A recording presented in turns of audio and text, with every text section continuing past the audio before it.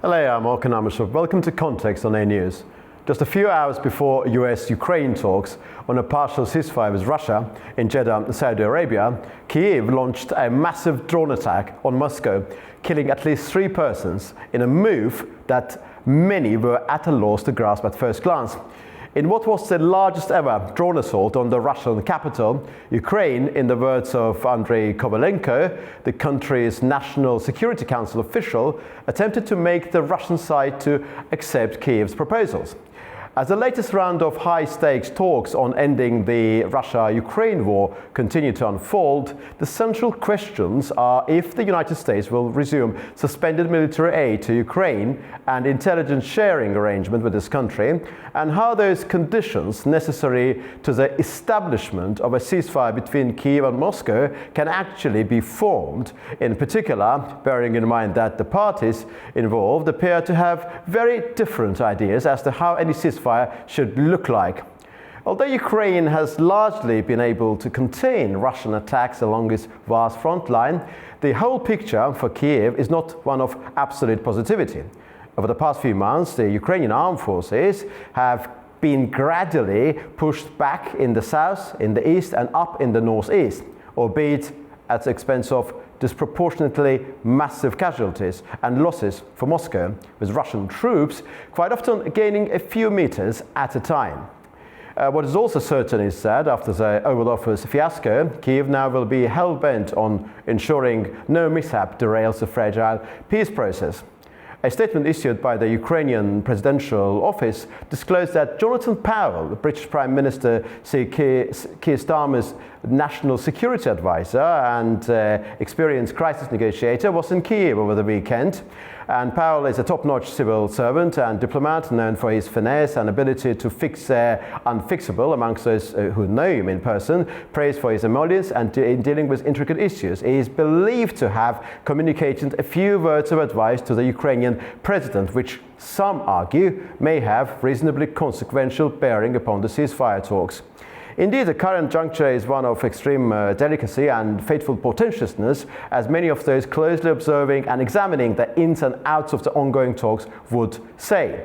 US Secretary of State Marco Rubio earlier stated that US will be in listening mode during the talks, and the discussions will be key to whether the US pause in military aid and intelligence sharing is lifted or not.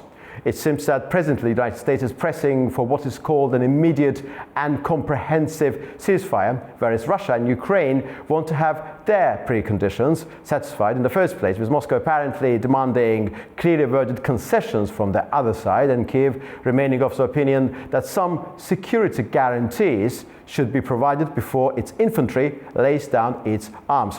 Joining me now are Julia O'Connell from Dignity Organization, joining us from New York City, United States, and Diogo Castro Silva, political analyst from Sao Paulo, Brazil. Welcome to both of you. Thank you. Hi. Thank you very much indeed for joining, and I'm terribly sorry for my long introduction. Needed to provide the context, of course. Julia, my first question is going to be addressed to you. Do you believe the latest drone attack on Moscow was coordinated between Ukraine and its allies? So that's the reason why I explained the background, all the troops in detail, for us to have a bigger picture. Or do you think it was just a solo initiative on the side of Ukraine in order to change the circumstances involving the discussions? Oh, thank you. It's a very interesting question because we are waking up in New York. It's a morning in New York. So honestly, I'm learning about this attack right now from you. So we did not see that. It's like in the breaking news. Honestly, I don't even have TV. I get my information a lot from YouTube. So a lot of people just probably don't have this information yet. Whether it's solo, I think that operations like that are not prepared within one day, are not prepared within a couple hours. It has been prepared, and I would imagine that Ukrainian military has certain kind of schedule under that they're going to. Whether they were consulting with European partners about that, I honestly do not have that information. But I don't think it's very is going to give us insights on how Ukraine operates. Ukraine operates making their decision on their own. They are supported by their allies, and it's a tactical. It's not a strategical decision. So tactical, it's probably Ukraine did on its own. But it's kind of impressive. But it's not the first attack. We've seen the drone, I believe 2 years ago, flying over Kremlin, actually. We've seen other many different attacks with the Ukrainian drones destroying oil refineries, gas production stations, different kind of equipment producing factories. So it's not the first time that Ukraine done it. It's that they've done it pretty successfully with the drones, not far-range missiles.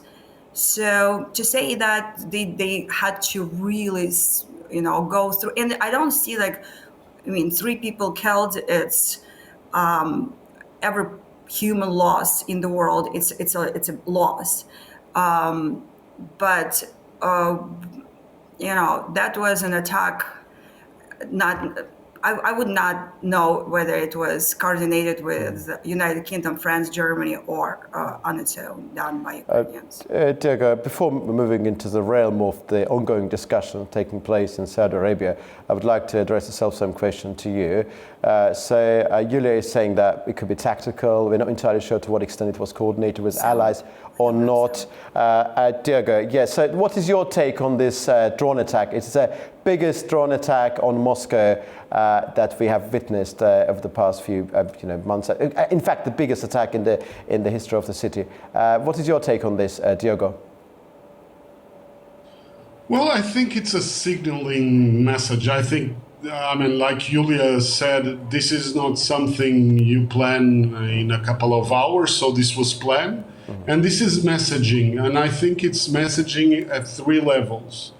One is a message to the US, which is Ukraine can hit Russia. Yep. And nowadays, without intelligence sharing, there are fewer limits. So Ukraine is more free to hit whatever it wants, because the quid pro quo before, even with the HIMARS and other systems, was some restrictions on what Ukraine could hit. With the intelligence provided by the US. Now, no intelligence, Ukraine is free to hit, and I think they want to message that. Second is, I think the initial ceasefire proposal is for the air and sea, so this is an aerial attack, meaning it is a message, I think, also for the Russians that that perhaps it's in their interest also a ceasefire on the air and sea.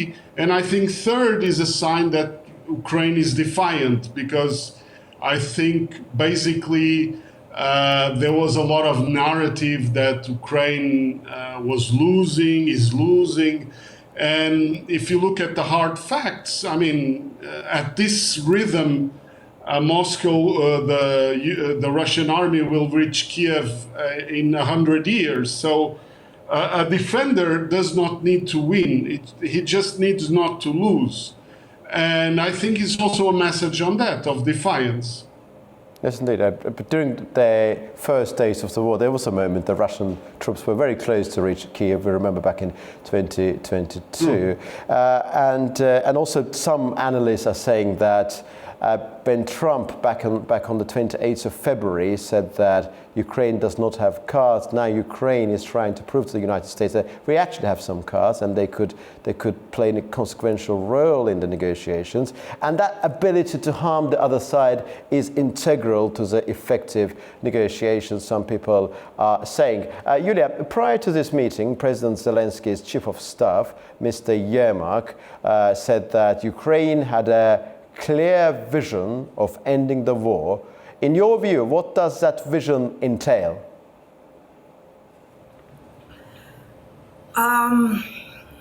If Yermak is, reflecting what the Ukrainian people, and it's a democracy, so Ukrainian people's idea of how the war is ending, very actually simple. Russia takes away their troops out of Ukrainian border, the war is over. It's very kind of simple concept. Obviously, Russians are not going to do that. They're not ready to do it. It's very not clear if they're ready even to do ceasefire, because the intelligence, after the intelligence was chair intelligence was stopped, they were able to do advances in the Kursk region, and Ukrainians attacked Ukrainian cities even at the bigger scale, causing more destruction and more death. So it's not clear why Russians would want to have a ceasefire. But the question is, what is Yermak is proposed at the negotiations? I believe that, if he reflects the Ukrainians' a people point of view, is that we are not ready to give away our land.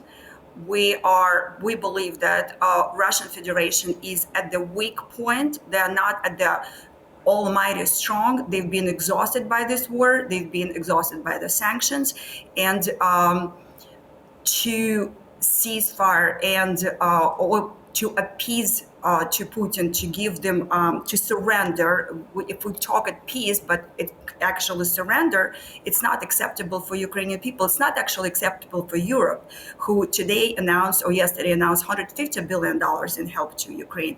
And many Europeans says that even United States leave us all alone. Europe is ramping up production, ramping up help aid to Ukraine. So to say today that ceasefire as a long peace agreement, it just would not be accurate. Ceasefire is not going to be long peace agreement. So, and Ukraine is proposing, as we know, limited ceasefire with drones and fire-range missiles and no fire over Black Sea. So that's what we've heard so far. Let's see what they come out. I honestly believe that Marco Rubio, I watched this morning his speech from 11 years ago when he was a senator, and he was very, very clear that when Ukraine signed Budapest Memorandum with United States, United Kingdom, and Russia, it was memorandum where United States very clearly said that we are going to protect you in your integrity. And Marco Rubio knows it extremely well, and he knows extremely well that the order that Russia is trying to break right now, the world order after World War II that Russia is completely wrecking, is not right, and appeasement is not the solution to the strong peace, long-lasting peace, any kind of peace. Yulia, do you agree with your colleague from Dignitous Organization, Maria Berlinska, who's based in Kyiv, and I interviewed her a few days ago, that the war of attrition eventually will see Ukraine defeat Russia? She was saying that when I interviewed her a few days ago, she said that it is Russia that needs ceasefire, not us, not Ukraine. Do you agree with your colleague on that point? Correct, yes. Actually, that's not only my colleague, Maria Berlinska. It's very much Ukrainian point of view, very supported by Ukrainians, that ceasefire is by far more needed by Russia today to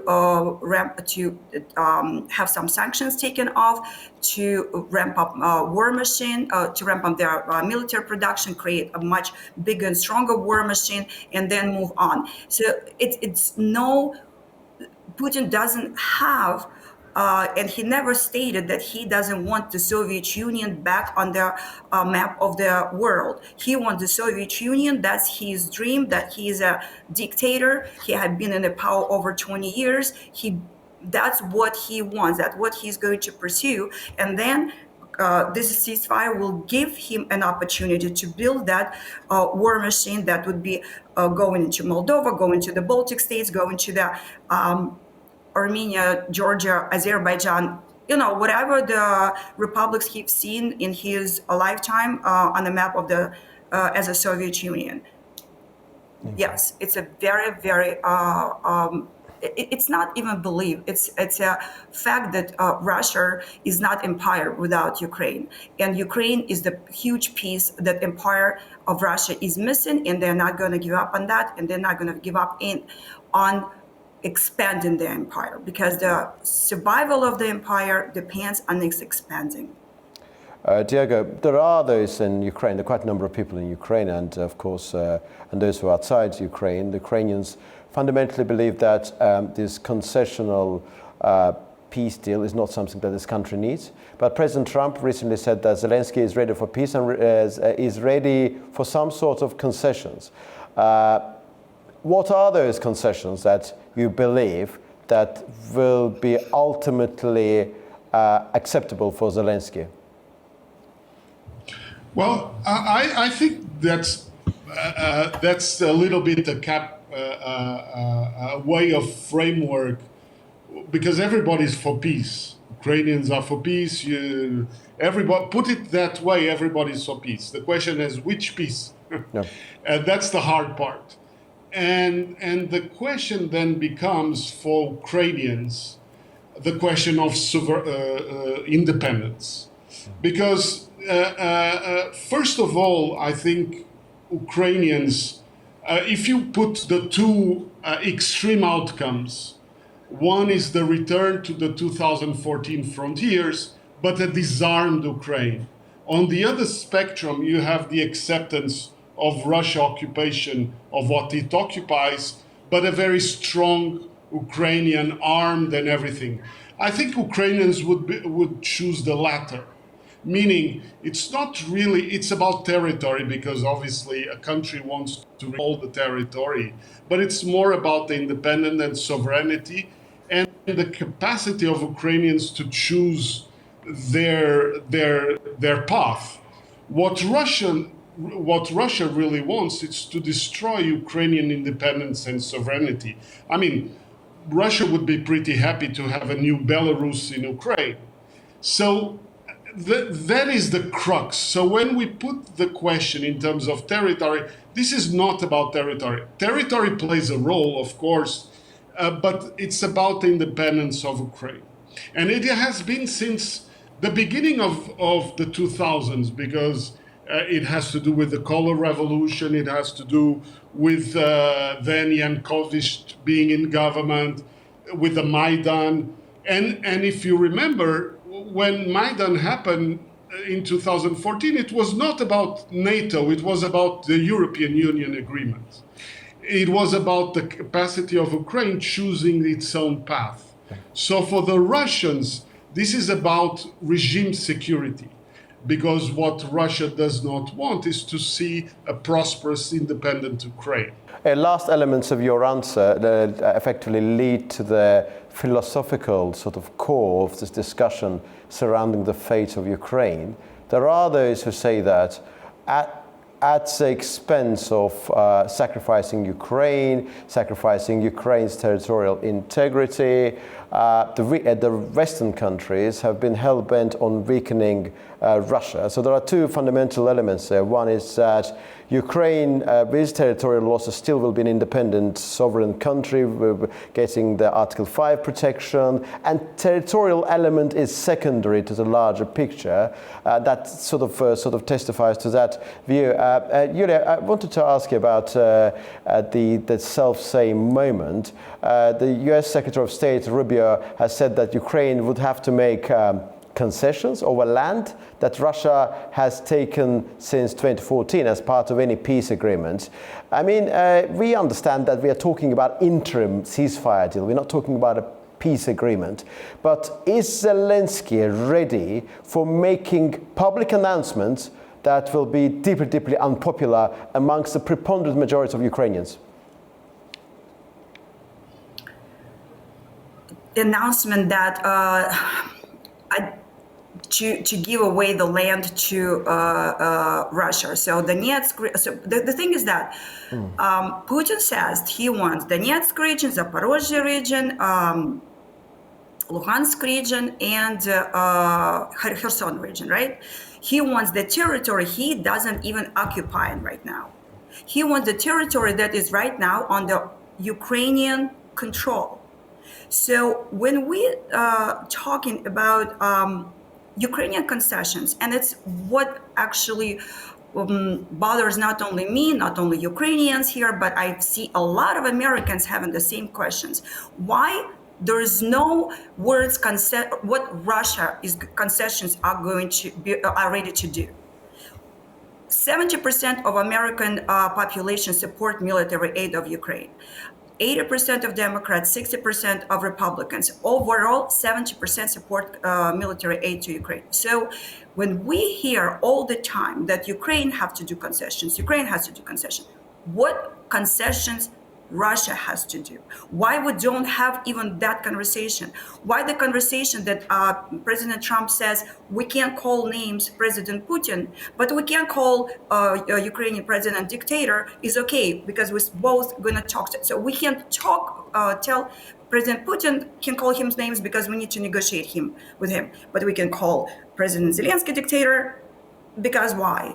We're not going to negotiate with like Ukraine is not part of this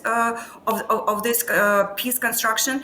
So it's very inconsistent with the message. And the message is when you're in the past 2 weeks, and we had a conversation. I was here 3 weeks, I believe, ago, and I was saying my own words that we need to give Trump a room to negotiate. Within 3 weeks, what we've seen so far, it's not to give him a room to negotiate. We don't really understand what his negotiations skills are. If negotiation skills are to push victim into the hands of the predator and let it rip and let it kill, if that's what we call negotiation skills, I'm honestly really disappointed in myself, believing in the President Trump that he has this negotiation skills, because to me it looks more like a lot more marketing skills than negotiation skills. So concessions of Ukrainian people as of today will probably agree to the to what Germany looked like after the World War II, when they had the even wall. But Western Germany never agreed that eastern part of the Germany is a completely different country. So it's united at the end of the day. Many years later, it's united. So what we would probably agree is to have certain amount of guarantees from our territory, so we can develop the Ukrainian controlled territory, we can be prosperous, and over time, that Putin is not forever. Putin is not, person who's gonna live longer than myself or many of the Ukrainians. So at some point, Russian people probably would want to have their sanctions lifted and would want to have a normal life, and this will be different later, and that could be also negotiated back. But as of right now, we're not going to be saying, okay, here's the territory you don't even occupy. Diego, we understand that if US wants to act as a peacemaker, it needs to be able to exert some influence both on Ukraine and Russia. Impression so far has been given that the huge amount of pressure has been exerted on Ukraine, with military aid being suspended, intelligence sharing arrangement, which is believed to be very critical to Ukraine's capability to continue its war effort in Ukraine, being suspended. It looks like Zelensky and his government is feeling every bit of that pressure, US pressure on Ukraine. But has Russia so far been subjected to American pressure in order to make sure that Moscow comes to terms and agrees to have peaceful negotiations on possible ceasefire? Do you think that that element of American pressure on Russia will be exerted too? I have my doubts, and the Ukrainians have their doubts as well. Even the choice of venue of Saudi Arabia is a bit odd, not because of Saudi Arabia, but US and Kyiv have been allies for how many years, so they could have met in Kyiv. Why do you need a neutral venue to even discuss this? It's a bit odd. The second thing is that I think Ukrainians, and I think now the Europeans, are very distrustful on the role of the US.